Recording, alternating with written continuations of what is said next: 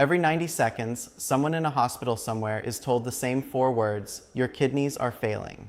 Not from a rare disease, not from some exotic poison. In a huge number of cases, from a small orange bottle sitting in their medicine cabinet, taken exactly the way the label suggested, for years, without a single warning sign until the damage was already done. Your kidneys filter about 50 gallons of blood every single day. They do this quietly, with no nerves inside the filtering tissue itself, which means they can lose function for years without producing a single symptom you would notice. By the time most people feel something is wrong, they have often already lost more than half of their kidney function. That is not a scare tactic. That is simply how this organ is built. It suffers in silence, and it only speaks up when it is almost too late to reverse the damage. If you want health information explained in plain language, with no drama and no sugarcoating, subscribe and tap like. The goal for Dr. Lumiva is to help as many people as possible catch this early, and you can actually help that happen just by hitting that button before you keep watching. I also share extra checklists and practical health notes for my community, and the link is in the description if you want those. Here is the habit we are talking about today: reaching for an over-the-counter pain reliever every time something aches. Not once, not for an emergency. As a routine. A knee that aches most mornings. A lower back that flares up after gardening. A headache that shows up most afternoons. And instead of asking why it keeps happening, the answer becomes the same 2 pills again and again, sometimes for years, often without ever mentioning it to a doctor, because after all, it is just an over-the-counter medicine. It is sold next to the candy bars at the pharmacy checkout. How dangerous could it really be? That question is exactly why this video exists. Let me tell you about a man I will call Robert, because his story is not unusual, it is common, and that is what makes it worth telling. Robert was 63. He played tennis twice a week, watched his diet reasonably well, and had normal blood pressure on every routine check for a decade. He also had knee arthritis, the ordinary wear and tear kind that shows up on x-rays of nearly every active person past 60. To manage it, he took an over-the-counter anti-inflammatory most mornings, sometimes a second dose in the evening if the knee was loud that day. He had done this for close to 7 years. Robert never felt sick. His energy was fine. His appetite was fine. He had no pain in his back, no burning when he urinated, nothing that would make anyone think to check his kidneys. Then, during a completely unrelated visit for a minor surgery, a routine preoperative blood panel came back with a creatinine level that made the surgical team pause the procedure. His kidney function was down to roughly 35% of normal. Nobody, including Robert, had any idea it had been declining. There was no dramatic moment, no single day where something felt wrong. Just 7 quiet years of a habit that felt completely harmless, working against an organ that never once complained until it was already in serious trouble. What made Robert's case stick with the medical team was not the number itself. It was how normal everything else about him looked. His blood pressure readings over those 7 years were textbook. His weight was stable. He did not smoke, drank alcohol only occasionally, and walked several miles a week. On paper, he looked like the last person anyone would expect to be quietly losing kidney function. That is precisely the trap. This particular habit does not announce itself through the usual warning signs people are taught to watch for. It works underneath all of that, on a system with almost no ability to complain until the damage is substantial. Robert's case is not rare. It is a pattern doctors see constantly, and it is exactly the pattern I want to walk you through today, piece by piece, so you understand not just what is happening, but why it happens, and what you can actually do about it starting right now. To understand why this particular habit is so dangerous, you need a basic picture of how your kidneys keep themselves alive. Each kidney is packed with roughly 1 million tiny filtering units called nephrons. Each nephron has a miniature ball of blood vessels called a glomerulus, and blood is pushed through that tiny filter under a very specific, carefully regulated pressure. Too little pressure, and waste does not get filtered out properly. Too much pressure, and the delicate filtering membrane gets damaged. Your body has to thread that needle every minute of every day for your entire life. To manage that pressure, your kidneys rely on a group of hormone-like chemical messengers called prostaglandins. Think of prostaglandins as the traffic controllers of your kidney's blood vessels.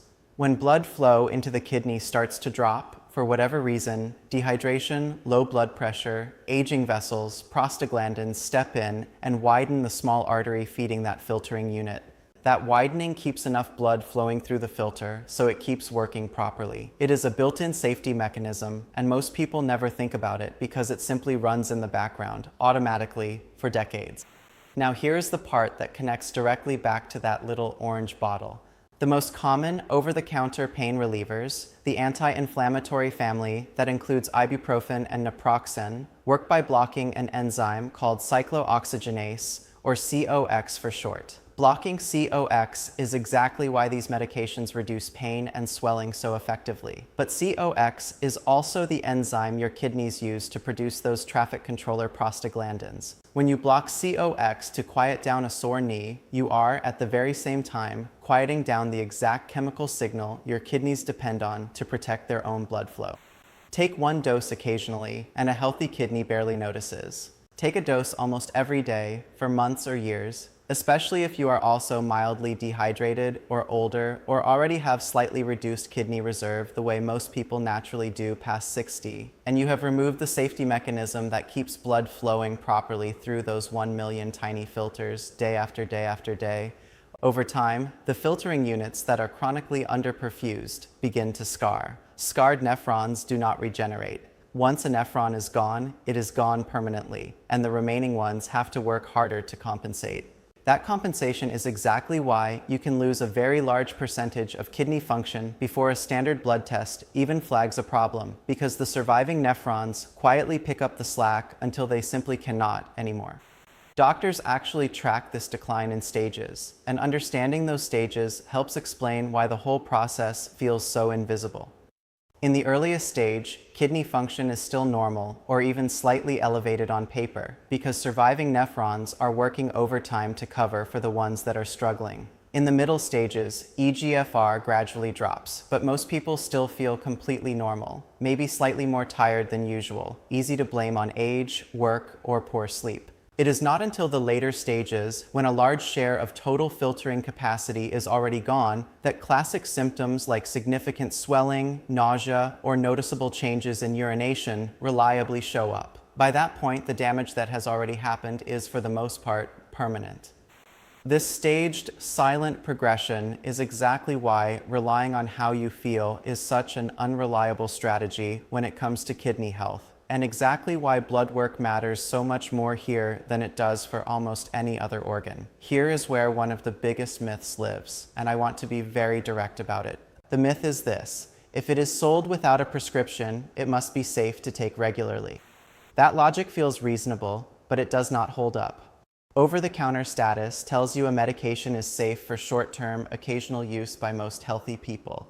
It does not tell you it is safe for daily, long-term use, especially in combination with the other things many adults over 55 are already dealing with. Blood pressure medications, diuretics, mild dehydration from drinking less water than they think they are, or kidney reserve that has already quietly declined with age the way it does in almost everyone, even without any disease at all. Kidney function drops on average by roughly 1% per year after your 40s, purely from normal aging. That is not a disease process. It is simply biology. It means the same habit that your body tolerated easily at 35 can become a real problem at 60, even if nothing else about you has changed.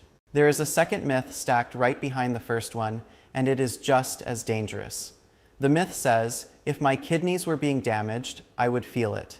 I would have pain or swelling or something obvious. We already covered why that is false. The kidney has almost no pain-sensing nerve endings inside the filtering tissue itself. You can lose enormous amounts of function with zero physical sensation. The only early warning system that actually works is blood work, specifically a marker called creatinine and a calculated number called eGFR, which stands for estimated glomerular filtration rate. Those two numbers are the closest thing you have to a smoke detector for a fire that produces no smoke. I want to walk you through what actually multiplies this risk, because the habit alone is rarely the whole story. It is almost always the habit stacked on top of a few other very ordinary conditions that most people never think to connect. Dehydration is the first multiplier, Many adults, especially past 55, walk around mildly dehydrated without realizing it because the sensation of thirst itself becomes less reliable with age. Blood flow to the kidney is already reduced before you take anything. Add a medication that blocks the exact safety mechanism meant to compensate for that reduced flow, and you have created close to a perfect storm inside those 1 million tiny filters. Blood pressure medication is the second multiplier, specifically a category called ACE inhibitors, or ARBs, extremely common prescriptions for hypertension. These medications work partly by relaxing the blood vessel leaving the kidney's filter. Combine that with an anti-inflammatory constricting the blood vessel entering the filter, and you have squeezed the filtering unit from both directions at once. Doctors sometimes call this combination, when a diuretic is added as a third medication, the triple whammy, because each medication is reasonable on its own, but stacked together, they can drop kidney function sharply, sometimes within days. The third multiplier is simply existing quietly reduced kidney reserve, which describes most people over 60, whether they know it or not, along with anyone managing early diabetes, prediabetes, or high blood pressure, even when it is well controlled. None of these conditions alone means kidney failure is coming, but they all shrink your margin of safety, and a chronic habit that would barely register in a 30-year-old with full kidney reserve can push an older adult with a smaller safety margin into real trouble. There is a fourth multiplier worth naming because it rarely gets mentioned alongside the others: acute illness. A stomach bug with vomiting or diarrhea, a bad summer heat wave, or even a single day of unusually intense sweating from exercise or yard work can all cause short-term dehydration on their own. If that same day happens to be a day you also take an anti-inflammatory for a headache or sore back, you have stacked an acute drop in blood flow directly on top of the exact chemical safety switch that would normally help compensate for it. This is actually one of the more common ways sudden sharp kidney injury happens in otherwise stable long-term users of these medications, and it is almost always avoidable simply by skipping the dose on days when you are already unwell or unusually dehydrated. None of this means these medications are evil or should never be used. Used occasionally, for real pain, for a short duration, they are a genuinely useful tool. The danger is specifically the daily, routine, months or years pattern, especially layered on top of the ordinary realities of aging, mild dehydration, and common prescriptions that half the people watching this video are probably already taking. There is one more myth worth addressing directly, because I hear a version of it constantly. Some people assume that because a medication is labeled for adults, and they are healthy adults, the standard dose printed on the box must be automatically safe for them specifically, indefinitely. But those dosing guidelines were established using average kidney function across a broad population, not your personal individual filtering capacity, which naturally declines with age even in people who feel completely healthy. A dose that was genuinely appropriate for you at 40 is not automatically still appropriate at 65, simply because your body has not sent you a memo announcing the change. This is exactly why doctors increasingly recommend that anyone past 60 treat over-the-counter anti-inflammatory use as something to actively discuss, rather than something to assume is automatically fine forever. I want to walk you through 5 signals that your kidneys may already be sending you, quietly, that this habit is starting to cause real strain. None of these are dramatic on their own. That is exactly the problem. Each one is easy to explain away, the same way Robert explained away 7 years of symptoms that, looking back, were never actually there, because his kidneys simply did not have the nerves to warn him. But there are other subtler clues worth knowing. Watch for foamy or bubbly urine that does not go away after a few flushes. That is the first warning sign. A small amount of foam once in a while is normal. Persistent foam, especially fine, dense bubbles that look almost like beaten egg whites, often means protein is leaking into the urine, something your filtering units should never normally allow through. That protein leak is one of the earliest detectable signs that the filtering membrane has been damaged and is no longer doing its job properly. Swelling that is new or worsening in your ankles, feet, or around your eyes, particularly noticeable in the morning, is the second warning sign. When kidneys are not filtering properly, they struggle to remove excess sodium and fluid from your body.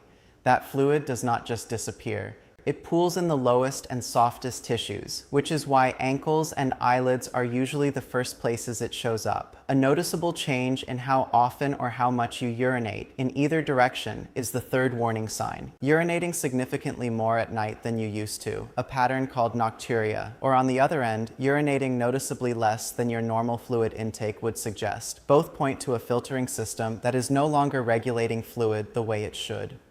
Persistent fatigue that rest does not fix is the fourth warning sign, sometimes paired with a strange metallic taste in your mouth or a loss of appetite that has crept in gradually.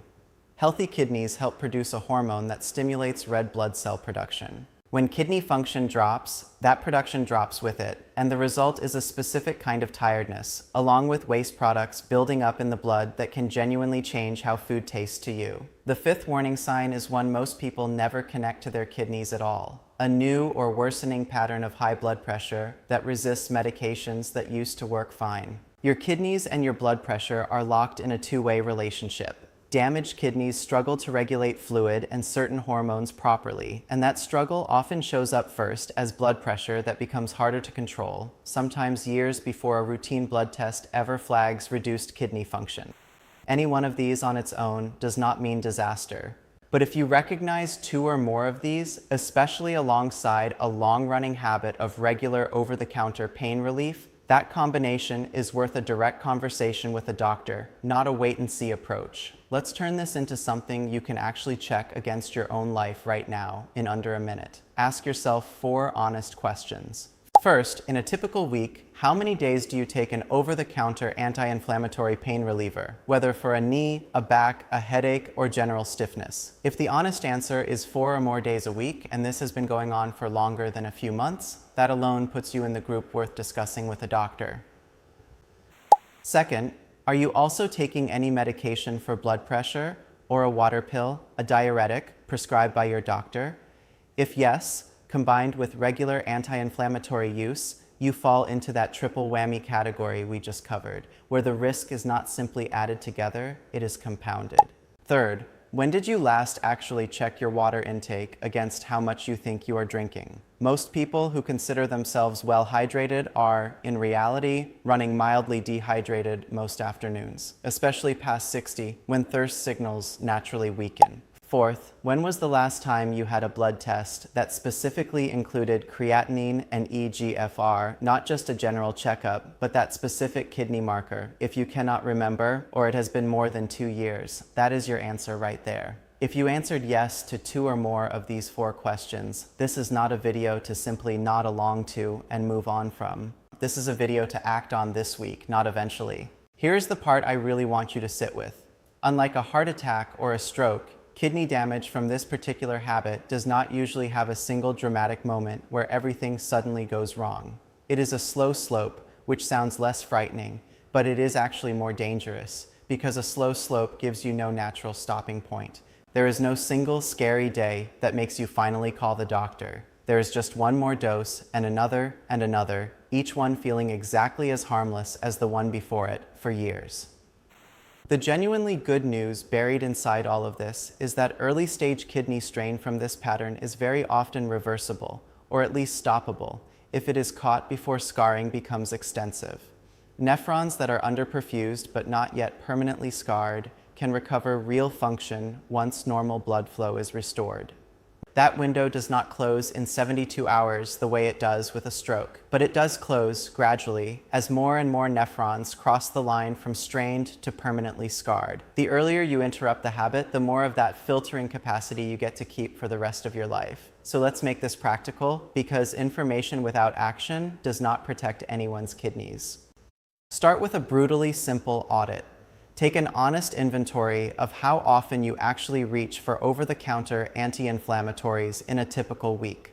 Most people underestimate this badly because each individual dose feels so small and so routine that it never gets logged as a pattern in their own mind.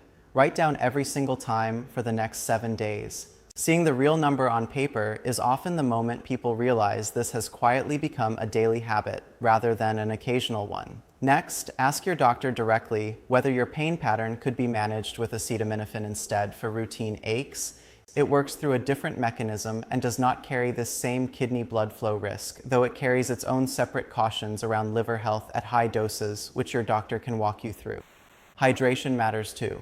Ask specifically about drinking enough water on the days you do need to take an anti-inflammatory, since adequate hydration helps protect blood flow into the kidney right at the moment that natural safety mechanism is being chemically blocked. Finally, and this is the step people skip most often, mention this habit to your doctor if you are also taking any blood pressure medication or a diuretic. Do not assume your doctor already knows. Over-the-counter medications very often go unmentioned in routine visits, simply because nobody thinks to bring up something that does not require a prescription. There are 3 specific things worth asking your doctor about at your next visit, especially if you recognized any of those 5 warning signs, or if you have been taking anti-inflammatory pain relievers regularly for more than a few months. Ask about a simple blood test called serum creatinine combined with a calculated number called eGFR, estimated glomerular filtration rate.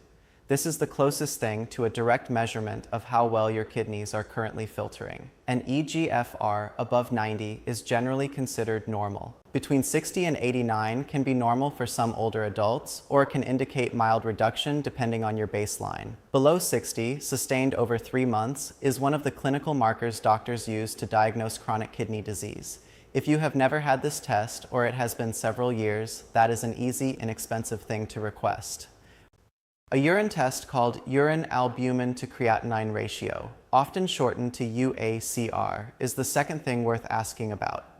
This test catches something the blood test alone can miss: small amounts of protein leaking into the urine, which, as we covered earlier, is often one of the very first detectable signs of filtering membrane damage, sometimes showing up before eGFR drops at all. Together, the blood test and the urine test give doctors a genuinely early, reliable picture of kidney health, years before symptoms would ever appear on their own.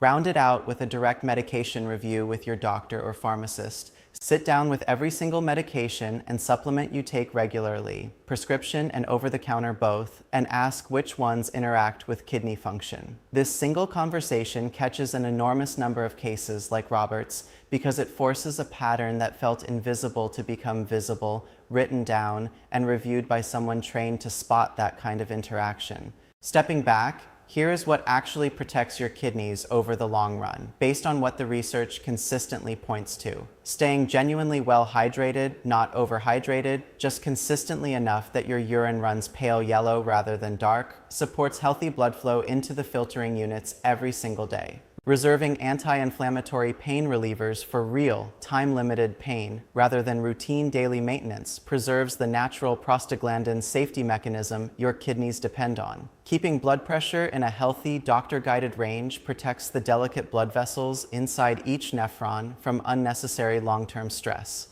And simply knowing your own creatinine and eGFR numbers, checked at least once a year past age 55, turns an invisible, silent organ into something you can actually track and protect, the same way you would track blood pressure or cholesterol. None of this requires dramatic lifestyle changes. It requires awareness of a habit that most people never think to question because it feels too small, too routine, and too ordinary to be dangerous. That is exactly what makes it dangerous. A quick safety note before we close, because I want to be precise here rather than alarming. Do not stop a medication your doctor specifically prescribed for you at a specific dose without talking to them first, even after watching this. Some people are prescribed anti-inflammatory medications deliberately, with kidney function monitored carefully alongside it, for very good medical reasons. This video is about the far more common pattern, self-directed, habitual, over-the-counter use for everyday aches without anyone specifically monitoring how it interacts with your kidneys over time. The goal here is an informed conversation with your doctor, armed with real questions and real numbers, not an abrupt decision made alone based on a video, however well researched it is. Your specific situation, your specific medications, and your specific kidney numbers are things only your doctor can properly weigh together. Let's bring this together. The habit is routine, daily, or near-daily use of over-the-counter anti-inflammatory pain relievers for ordinary aches without medical guidance around dose or duration. The mechanism is a blocked chemical safety switch that your kidneys rely on to protect their own blood flow, especially once you factor in normal aging, mild dehydration, or common blood pressure medications. 5 warning signs to know: foamy urine, new swelling in your ankles or around your eyes, changes in how often you urinate, persistent unexplained fatigue, and blood pressure that becomes harder to control. 3 things worth asking your doctor about: a creatinine and EGFR blood test, a urine albumin to creatinine ratio test, and a full medication review focused on kidney interactions. Your kidneys will not send you a dramatic warning. They were simply not built that way. The only real early warning system is the one you choose to check for yourself before a routine test one day comes back the way Robert's did. If this helped you understand a habit you or someone you love might already have, subscribe and hit that like button. That is genuinely how more people find this channel and catch this early instead of finding out the way Robert did. And if you want practical checklists like the ones we covered today, kept somewhere easy to find for your next doctor's visit, the link is in the description. Take care of yourself, and I will see you in the next one.